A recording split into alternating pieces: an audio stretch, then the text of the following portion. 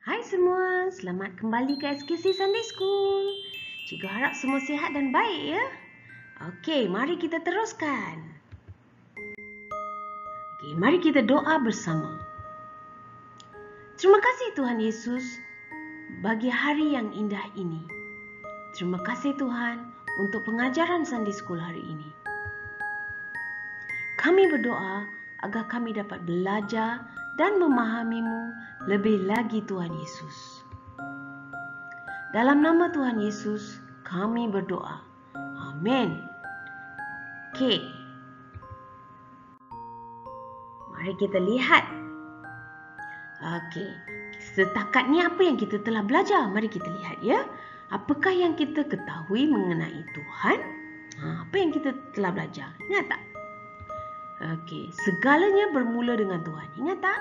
Tuhanlah yang mencipta segalanya. Pokok, haiwan, manusia semua dicipta oleh Tuhan. Lepas tu kita belajar satu Tuhan, tiga peribadi, Tritunggal ya. Kemudian kita belajar Tuhan peduli tentang kita. Tuhan itu kudus. Penyelamatan kita hanya melalui Tuhan Yesus saja. Okey. Alkitab diberikan oleh Tuhan. Tuhan bercakap dengan kita melalui firman-firmannya dalam Alkitab. Okey. Lepas tu kita belajar apa? Saya akan menjadi anak Tuhan apabila saya menerima Tuhan Yesus sebagai juru selamat. Okey. Dan minggu sebelum ni kita belajar kita sebahagian dari tubuh Kristus. Betul? Jadi apakah yang kita akan belajar minggu ni pula? Okay, mari kita lihat.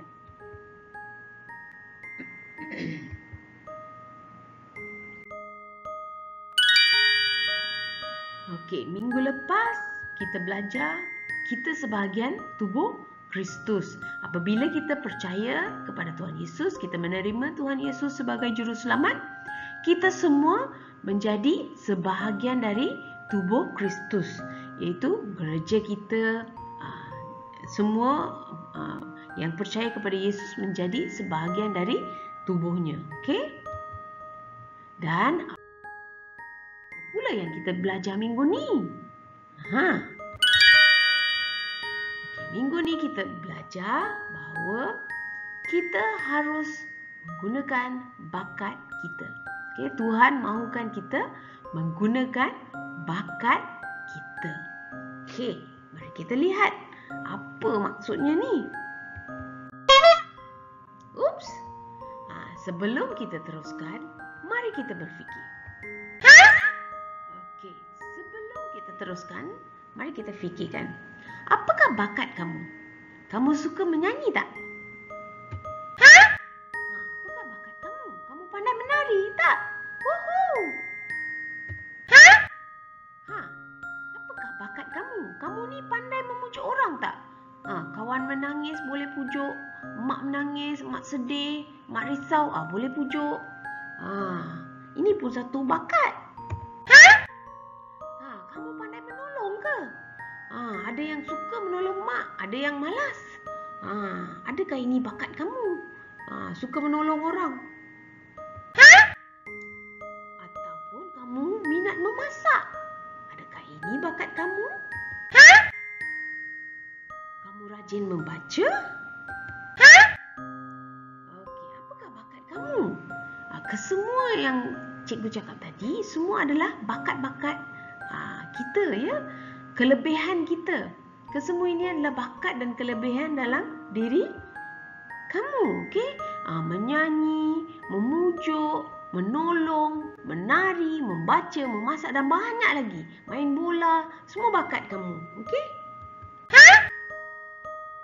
Segala bakat kita perlu gunakan untuk menolong dan mendorong orang lain. Okey, segala bakat dan kelebihan kita, masa kita, duit kita perlu gunakan untuk menolong dan mendorong orang lain. Okey, kita teruskan dengan pengajaran hari ini. Okey. Pengajaran hari ini diambil dari Matius pasal 25 ayat 14 hingga 30. Okey, tajuk kita ialah menggunakan Tuhan mahukan kita menggunakan bakat kita, ya. Okey, mari kita lihat apa yang terdapat dalam firman Tuhan. Okey, mari kita baca bersama. Pada masa itu, pemerintahan Tuhan seperti perumpamaan berikut. Seorang lelaki hendak berangkat ke luar negeri. Dia memanggil hamba-hambanya lalu mempercayakan hartanya kepada mereka. Matius pasal 25 ayat 14. Nampak tak? Apa tu? Wang emas, ya? Okey. So, jadi seorang lelaki, dia hendak berangkat ke luar negeri. Dia memanggil hamba-hamba dia datang. Okey, apa dia nak buat? Mari kita lihat. Mari kita baca bersama.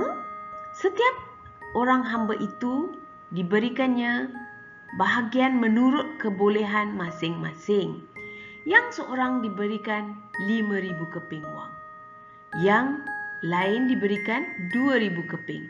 Dan yang seorang lagi diberikannya 1,000 keping. Lalu orang itu pun berangkat.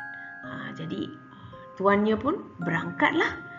Dan dia berikan wang emas 5,000 kepada seorang. Seorang lagi dapat 2,000 dan seorang lagi dapat 1,000. Okey, mari kita lihat. Bye-bye. Hamba yang menerima 5,000 keping wang emas segera pergi berniaga lalu mendapat keuntungan sebanyak 5,000 keping wang emas. Wah, rajin dia, ya.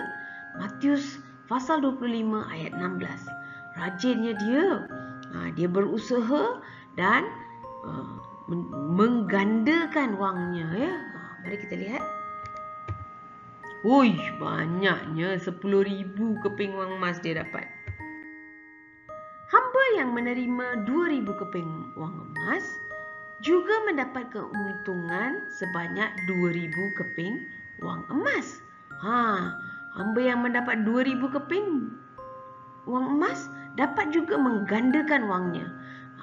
Jadi dia mendapat 4,000 wang emas. Okey, Matius 25 ayat 17. Rajin juga dia, ya. Okey.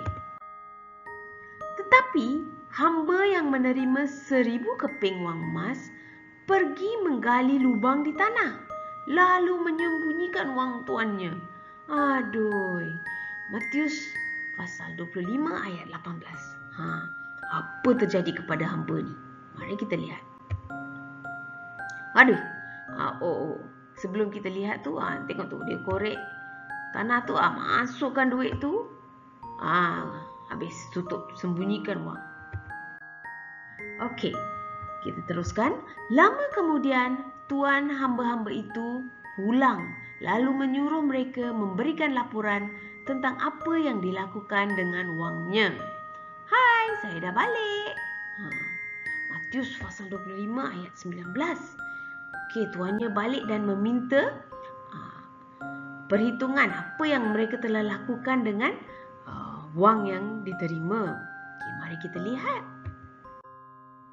Hamba yang menerima 5,000 keping wang emas datang dan menyerahkan 10,000 keping wang emas. Dia berkata, "Tuan menyerahkan 5,000 keping wang emas kepada saya. Lihatlah, saya berhasil mendapat keuntungan sebanyak 5,000 keping lagi." Matius pasal 25 ayat 20.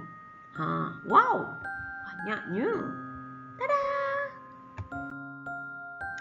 Bagus, kata tuan itu. Kamu hamba yang baik dan setia. Oleh sebab kamu dapat dipercayakan dengan sedikit, aku akan mempercayakan yang lebih banyak kepadamu. Masuklah dan bersukacitalah bersama-sama tuanmu. Matius pasal 25 ayat 21. Bagus, kata tuannya. Lalu hamba yang menerima 2,000 keping wang emas datang dan berkata, Tuan menyerahkan 2,000 keping wang emas kepada saya. Lihatlah, saya berhasil mendapat keuntungan sebanyak 2,000 keping lagi. Matius pasal 25 ayat 22. Wow, banyak tu. Bagus, kata Tuhan itu. Kamu hamba yang baik dan setia. Oleh sebab kamu dapat dipercayakan dengan yang sedikit, aku akan mempercayakan yang lebih banyak kepadamu. Masuklah dan bersukacitalah bersama-sama Tuhanmu. Matius 25 ayat 23. Bagus kan? Tuannya sangat gembira dengan usaha yang dibuat oleh hamba yang kedua ni juga. Kemudian hamba yang menerima 1000 keping wang emas datang dan berkata, Tuan, hamba tahu bahawa Tuan seorang yang keras. Tuan menuai tuaian di tempat yang tidak Tuan tanami, dan Tuan memungut hasil di tempat yang tidak Tuan taburi dengan benih. Matius pasal 25 ayat 24. Dia buat alasan, dia kata, Tuan ni sangat garang, saya takut.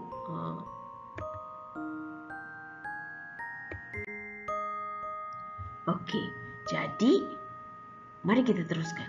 Hamba takut, maka hamba pergi menyembunyikan wang Tuan di dalam tanah.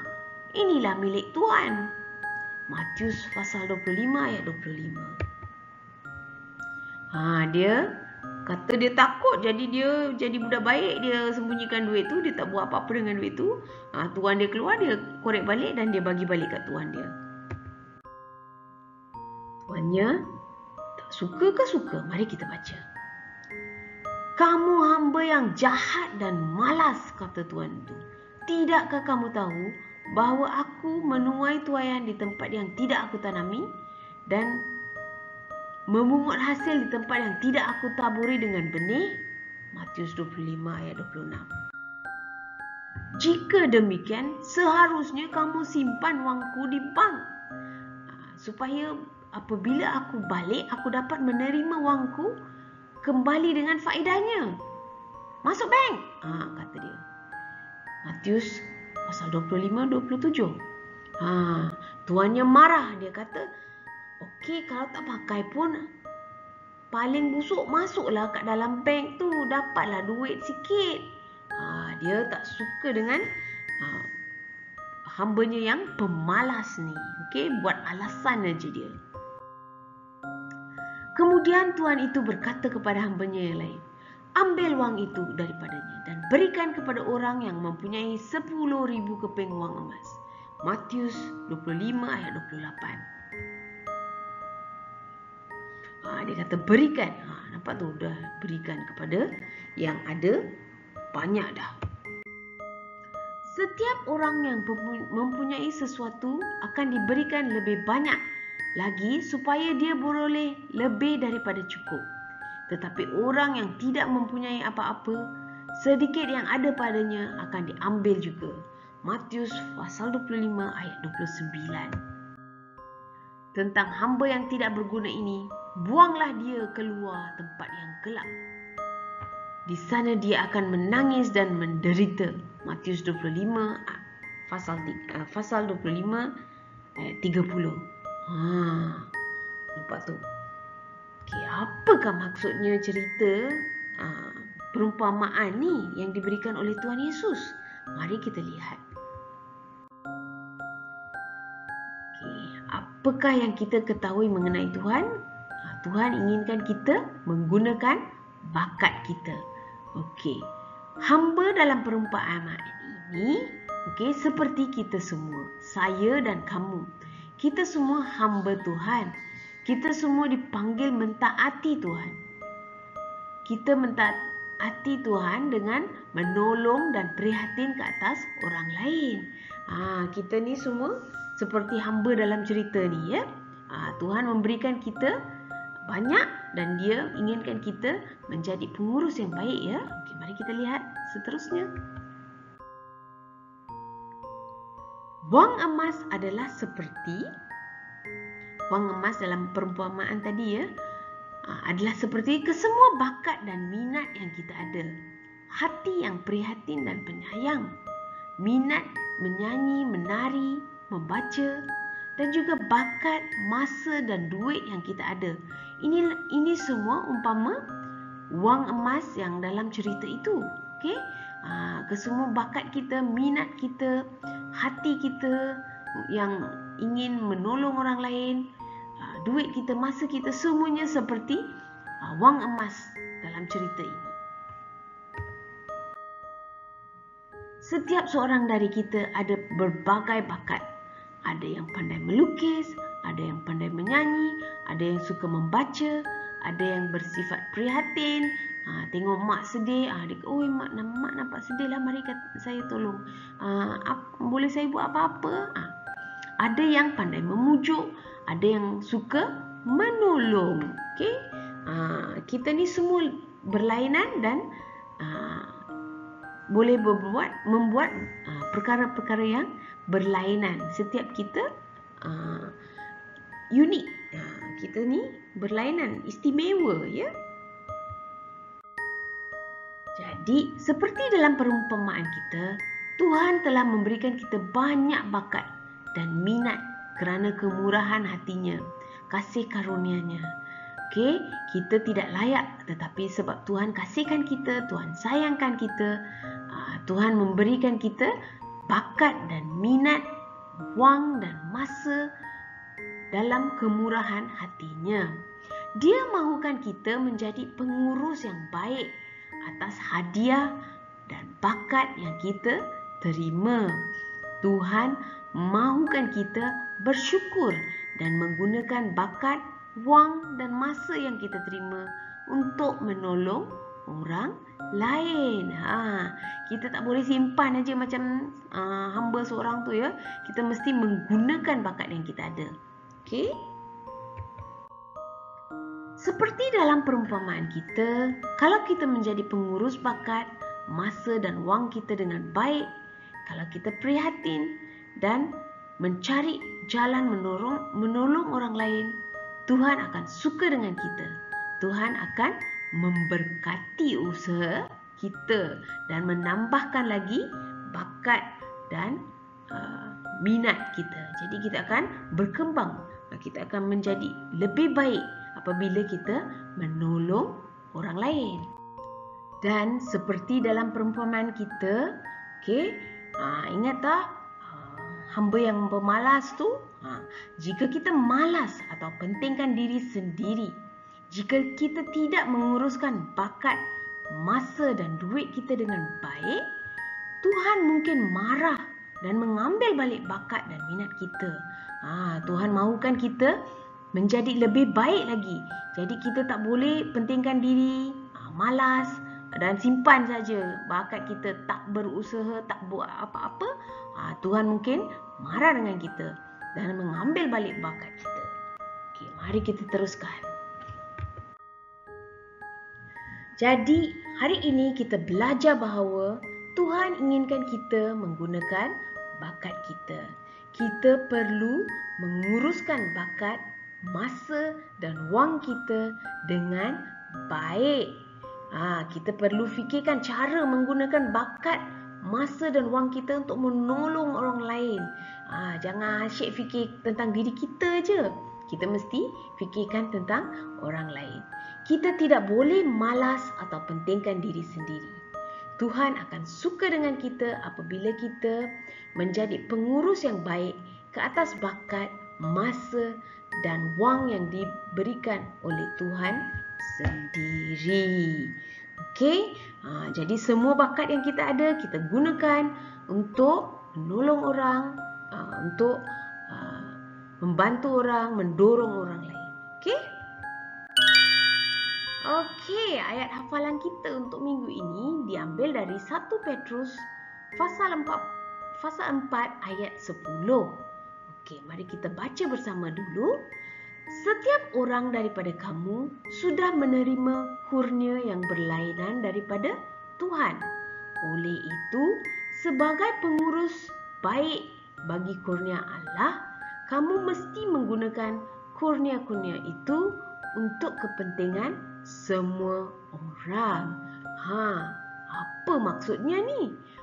Seperti dalam cerita tadi, kamu banyak bakat, kamu banyak masa, kamu banyak, kalau ada wang banyak, semua minat kita, kelebihan yang kita semua berlainan dari orang lain, Tuhan berikan. Kita semua istimewa, Tuhan berikan bakat-bakat kita itu. Kita mesti menjadi pengurus yang baik dan menolong orang lain. Inilah maksud ayat hafalan untuk minggu ini. Selesai sudah kita hari ini. Kita imbas kembali apakah yang kita ketahui mengenai Tuhan. Segalanya bermula dengan Tuhan. Tritunggal, Bapa, Anak dan Roh Kudus. Tuhan peduli, Tuhan itu kudus. Penyelamatan kita hanya melalui Tuhan Yesus. Alkitab diberikan oleh Tuhan. Apabila saya percaya kepada Tuhan Yesus, saya akan menjadi anak Tuhan. Kita sebahagian dari tubuh Kristus apabila kita menerima Tuhan Yesus sebagai juru selamat. Dan hari ini kita belajar, Tuhan inginkan kita menggunakan bakat kita untuk menolong orang lain. Itulah pengajaran untuk minggu ini. Mari kita sama-sama berdoa. Terima kasih Tuhan Yesus untuk pengajaran hari ini. Bantulah kami mengenali dan menyayangi-Mu lebih lagi Tuhan. Dalam nama Tuhan Yesus kami berdoa. Amin. Sekian saja untuk hari ini. Bye. Jumpa lagi.